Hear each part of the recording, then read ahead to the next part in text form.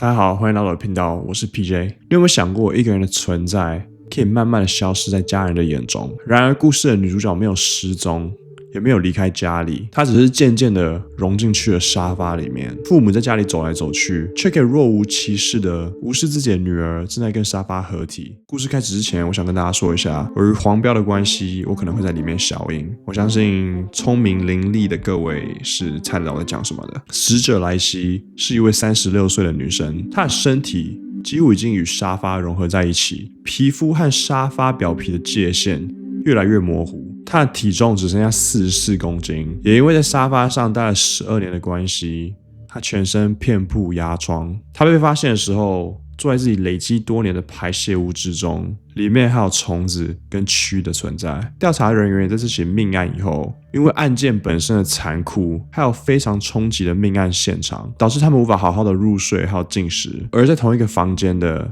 是莱西的父母 Sheila Fletcher 跟 Clay Fletcher。 莱西一家住在路易斯安那州一个名叫 Slaughter Town 的小镇。 Slaughter 在英文又称作屠杀。虽然有一些都市传言说当初因为有些命案，这个小镇才会有 Slaughter 的这个名字，但是这个名字的由来是以当初的主要土地拥有者命名的。当初的土地拥有者之所以他们的姓氏叫做 Slaughter 土，很可能是因为他们家族以前是屠夫。在这个人口不到1000人的小镇里，四周都是农田还有树林，邻居之间的距离也非常遥远。死者莱西64岁的妈妈 Sheila 曾在小镇里面当过议员长达4年。去世的女孩莱西呢，则是在1985年出生。邻居还有早年认识她的人描述到，莱西小时候就是一个普通的孩子，甚至还有一些活泼。但随着进入青少年时期以后，一般的女生开始发展比较成熟的兴趣，像是化妆或者是购物之类的，但莱西呢，却还是停在小时候的兴趣，像是他很沉迷于迪士尼类的公主电影。这别人说的，不是我说的。也因为他比较不成熟的关系，他常在学校被霸凌还有欺负。他的父母后来说到，莱西患有严重的社交恐惧，加上他还是在自闭症的光谱上面，于是父母决定让他在家里上学。这听起来是一个善意的决定，要来保护一个敏感的孩子。但是这对夫妇在接下来几十年间做出来令人不可置信的举动。莱西的世界随着时间的推移越来越小。在他青少年的时期，他偶尔还会外出，但到了成年了以后，他几乎是不离开家里的。到最后，他甚至停止离开他去世的那张沙发上面。没有人可以确切的知道说莱西到底是从什么时候开始定居在那张沙发上的。但根据后来的媒体报道还有法医的评估，他很可能在那张沙发上待了超过12年，几乎没有移动过。长期的不动导致他的肌肉萎缩，他开始有困难站立跟行走。也因为没有办法动，他开始在那张沙发上面解决自己的生理需求。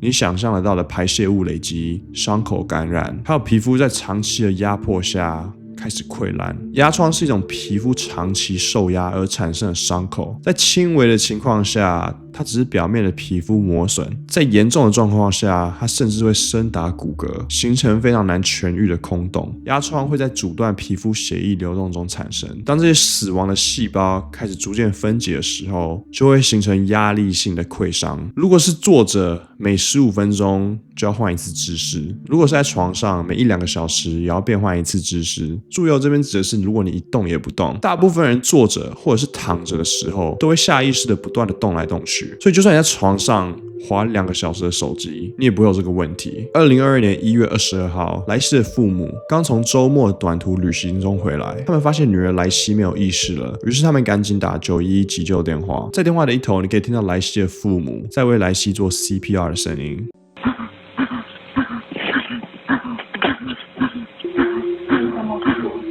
救护车赶到的时候，急救人员完全没有办法想象自己眼前的这个景象。他们首先闻到的是一股难以形容的恶臭。急救人员试图把他从沙发上面移开，但是非常非常困难，因为莱西几乎已经与沙发融合在一起了。莱西也在当场被宣告死亡。据第一时间到达的工作人员说道，莱西的父亲完全没有反应，而莱西的母亲只是在一旁轻轻的啜泣。连经验丰富的验尸官都没有看过这种去世的方法，他也没有办法接受那个难以形容的臭味。那我上网查了一下尸体大概闻起来是什么样子，有相关经验的网民说到，尸体的气味就像是腐烂的肉类、带甜味的垃圾、过熟的瓜类，还有浓烈起司气味的混合。验尸官也说到他在这个案件以后1个礼拜完全没有食欲，他也因为案件的残酷哭了1整个礼拜。莱西父母的生活在外界来看是再正常不过的，他们有朋友，也常常参与社区的活动。小镇上很多人都不知道原来莱西还住在这个房子里面。我个人倒是蛮惊讶的感觉到，莱西的父母难道去参加这些社区的活动的时候，周围的人没有办法闻到他身上的臭味吗？你说如果是莱西的父母闻不到，我觉得就算了，因为你可能跟这个臭味住了很久，你的鼻子已经习惯了。但是对于其他这种没有这个经验的人来说，照理说这种气味应该很明显就可以让人察觉到的才对。当莱西被发现的时候，你可以看到他已经在那边有一段时间了。他身上有一些小果蝇，他头发里面还有他自己的粪便，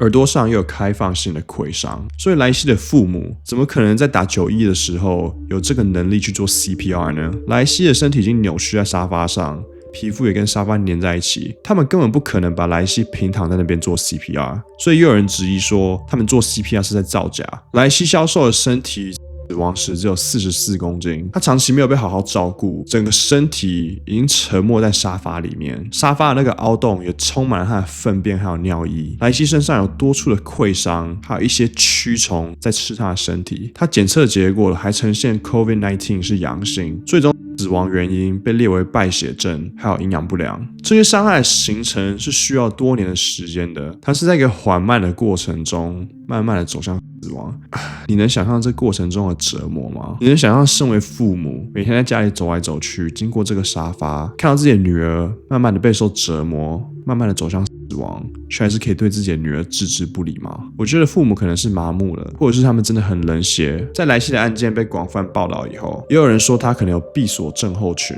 闭锁症候群的主要发病原因大概是因为中风还有外伤所导致的神经受损。闭锁症候群的患者大脑是完全清醒的，但由于神经系统或肌肉的损伤，他们没有办法移动他们自己的身体，也就是说他们能看能听能思考，却没有办法以言语告诉任何人。当然利用现代的科技，有些闭锁症候群的人可以透过追踪眼睛的动向来打字。在美国论坛上也有人说到他自己有闭锁症候群，他只能用管子来接受营养素，他没有办法出门，只能靠着网络来满足自己的社交生活。有时候他身体有几个部位会痒，他还是要耐心的等待有人进来他的病房里面，他才能用打字来告诉他们。那闭锁症候群的恢复性每个人来说都有点不一样，有些人可能会慢慢恢复一些动作，举例来说，你最后可能可以动头或者是手臂，但几乎完全不可能回到闭锁症候群前的身体状态。研究也显示到，如果闭锁症候群是因为肿瘤或感染等非血管因素所引起的，比起中风等血管原因的人更有恢复的机会。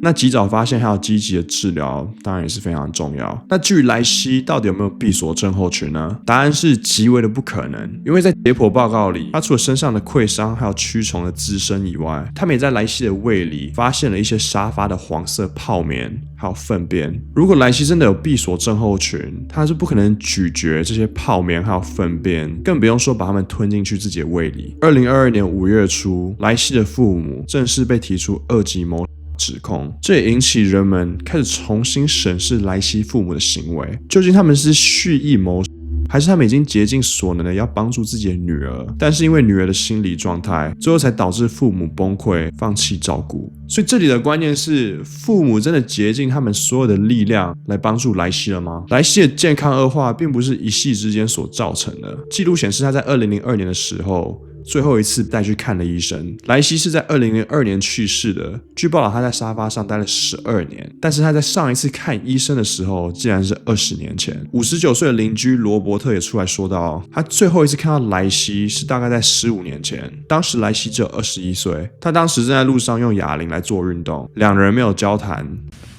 Tell me, when was the last time that you saw Lacey? I told you about 10, 15 years ago. I don't really remember exactly, but a long time. And what did she look like? I don't know, she just looked like a young woman. She had these little, what do you call the little weights that you hold in your hand? The little dumbbells? She was exercising? Yes, she'd walk from her house around the circle, and she used to do that, I don't know, 2 or 3 times a week. 在这过后的5年，邻居罗伯特又问了莱西父母他们女儿的状况，但莱西的父亲却转移话题，没有正面的回答。罗伯特当初以为莱西只是结婚搬走了，当时他没有觉得有任何可疑的地方，谁都没有想到莱西在21岁以后就渐渐的被这个社区给遗忘了。之后莱西的父母选择对过失犯罪来认罪，最后2个人各自被判了40年的徒刑，其中有20年是缓刑。他们的辩护律师说道，莱西其实有能力为自己做决定，只是因为他个性非常的封闭，不愿意接触外界，才拒绝去看医生，所以不应该全部怪在父母身上。当然律师也说到，他们父母一直非常非常爱他，很贴心的在照顾他，也从来没有想要伤害他。父亲 Clay 也说到，因为莱西的各种恐惧症还有社交焦虑，他的生活圈慢慢的变小，他甚至说到那张沙发对莱西来说就像一个避风港一样，是让他觉得最安心最有安全感的地方。不过检察官对这个解释是完全的不买账，他认为这对夫妻给人一种冷漠还有一点心机的感觉。他还指出他们似乎一直很想把责任推到莱西身上，例如说我们只是怕他生气，所以想让他照自己的方式生活。检方认为这样的说法只是在替莱西的死亡找借口而已。那如果真的是像莱西父母的律师所说到的，他们父母非常非常爱他的话，一个爱自己小孩的父母真的会让他坐在自己的粪便里面身上长满蛆吗？真的爱他的话，不是应该想办法让他受到最好的照顾吗？更不用说到莱西的妈妈还说谎到莱西生前吃了半个三明治，还有1包奇多。但在验尸报告里面，莱西除了沙发的泡棉还有自己的粪便以外，并没有其他的东西。所以我不认为这对父母所说的话有多少的可靠性。至于莱西到底为什么不从沙发上面站起来，也许只有他的父母还有莱西知道事情的真相了。谢谢你看到最后，帮我订阅，我们下礼拜见。